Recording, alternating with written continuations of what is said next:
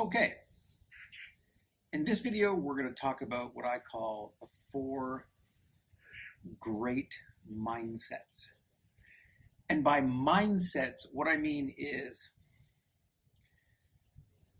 what I've discovered for myself and kind of what I see in the way that we operate is that everything we do in our life is based on a set of beliefs or ideas that we have about ourselves and about the world.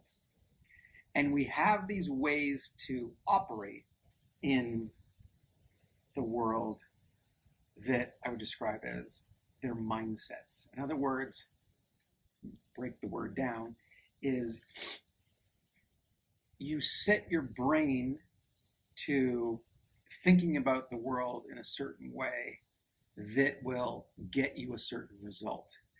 And if your brain is set in a way that doesn't get you the results that you want, then your mindset is off and you're going to get misery or you're going to get whatever comes. But if you start to understand how your brain is set, how your mind is set to these programs, then you can tweak them so that you get what you want out of life. And for me, that is like happiness, that is achievement, that is a feeling of meaning, a feeling of value, and a feeling that I have contributed to the world in a way that makes it better. And I have to say that when I was young,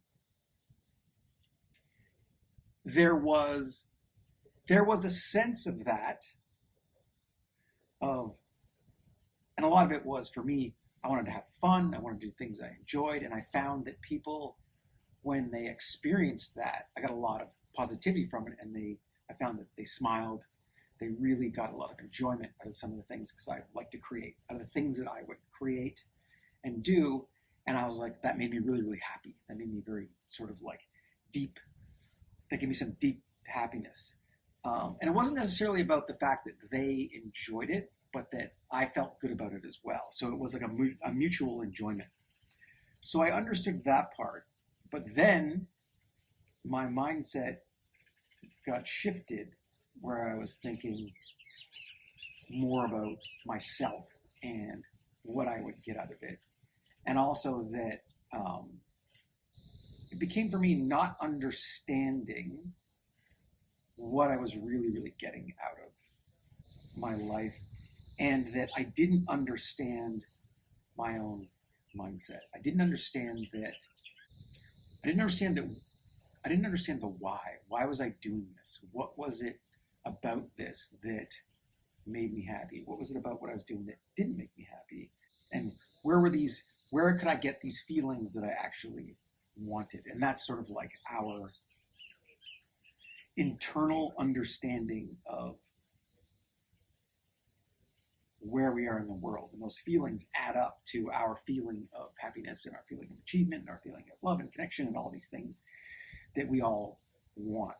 And so I started to realize that my mindset wasn't going to get me those things. And I thought, okay, I have to basically tear apart this engine and rebuild it so that it can get me those things.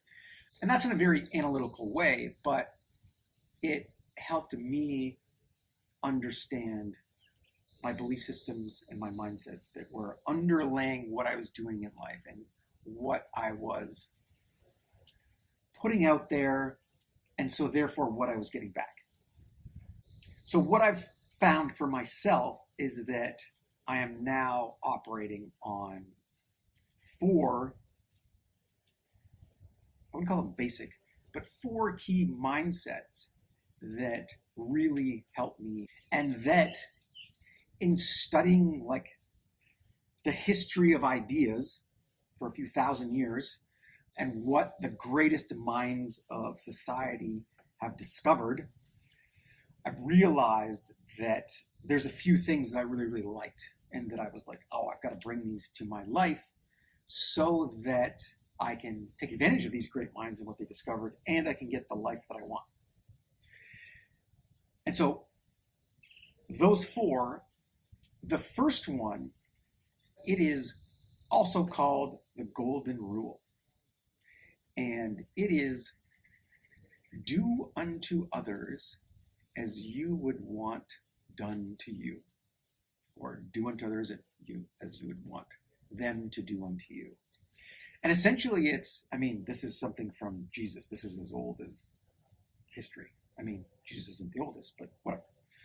And I'm not a religious person. I was raised Roman Catholic, but I do not follow any religion in the organized religion at all. But the crazy thing about that saying is, and I will talk about more of this. I'll talk more about this in another video when I talk about capitalism, is that specific saying, do unto others as you would have done unto you, is literally the foundation of Western civilization. Western civilization being the most successful civilization in the history of man that has given the most amount of people a standard of living so that they can survive and so that they can have a certain level of happiness. That is what Western civilization has done. And the founding principle is do unto others as you would have them do unto you, which is, I don't want to be harmed, so I'm not going to harm you.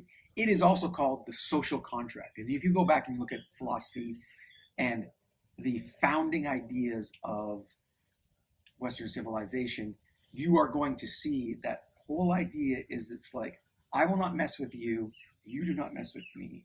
I respect you, therefore you respect me. This gave us things like equal rights, civil rights, property rights, all of these key elements that allow us to operate with millions and millions of people in our civilization and do it at a level where we're not at each other's throats, where we're not trying to kill each other, where we're actually cooperating and allowing other people to live their lives freely because we want to live our lives freely and unencumbered by their intrusions, by someone stealing our land, by someone harming us and being violent to us. We've set up laws that really establish that I respect you, you respect me, and all of the ways that we do that.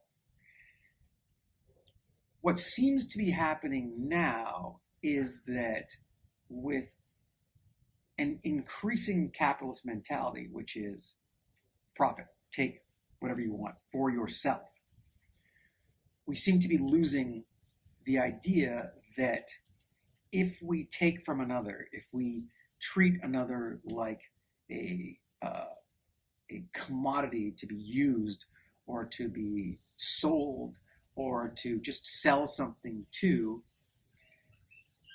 then we don't realize that we are then giving them the okay to do the same thing to us.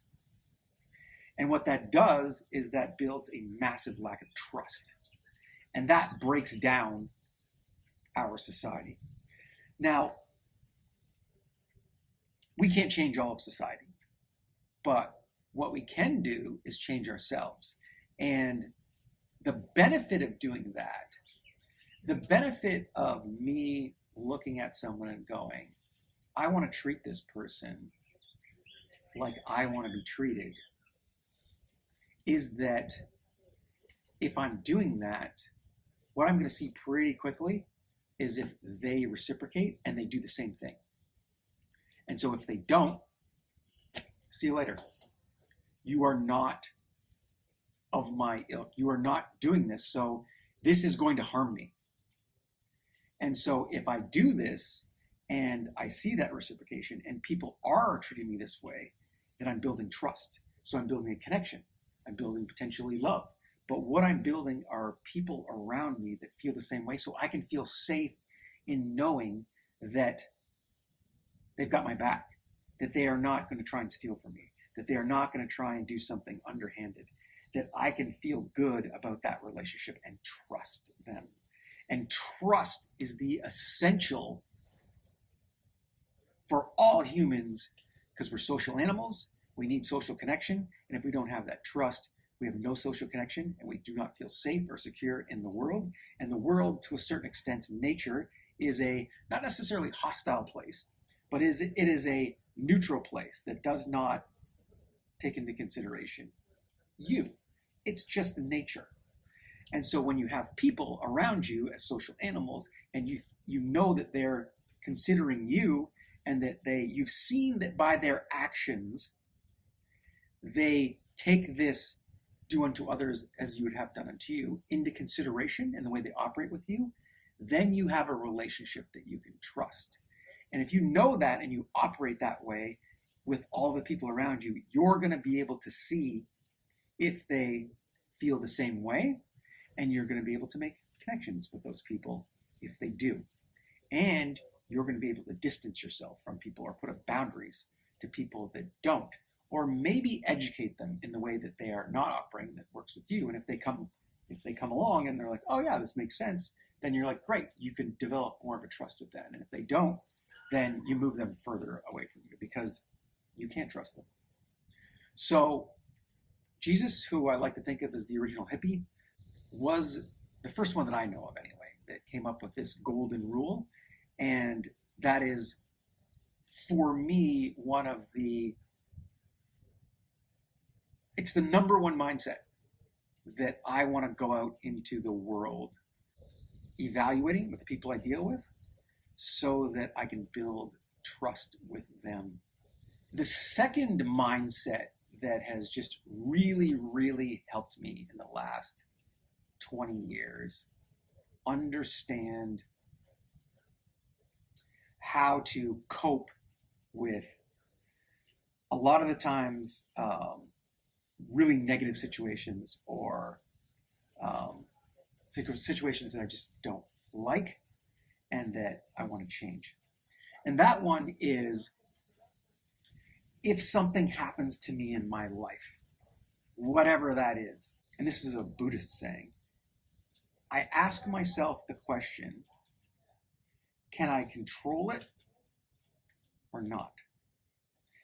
And if I can control it, then the next question is, okay, well, what are you going to do to change the situation? And I take action.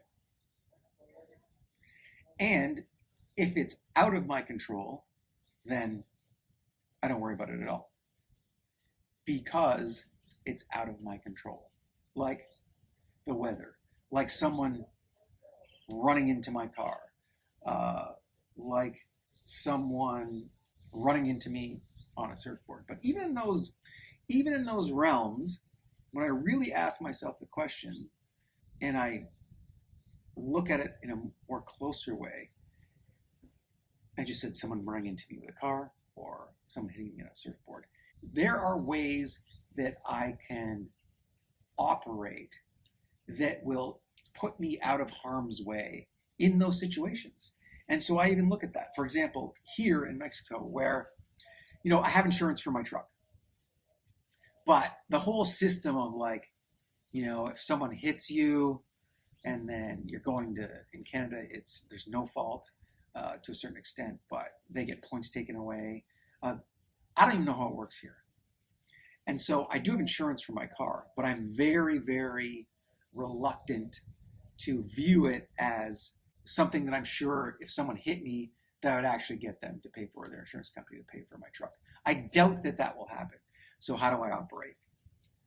Well, first of all, I drive in a way that is very, very courteous to others, and that I don't drive the way that I would drive in North America. And I say that because there's like a carelessness to the way that I drove when I was in North America. It's like my rights to the road and my this and that. And I have insurance and I'll cover it. So I would take these risks where I potentially almost get in accidents because I was like, my entitlement, my rights, that sort of way. And when I got here, I realized that was really just a bad way to operate in general. But in this case, it was like, it's going to get me in more accidents if I keep operating this way, because they don't operate that way.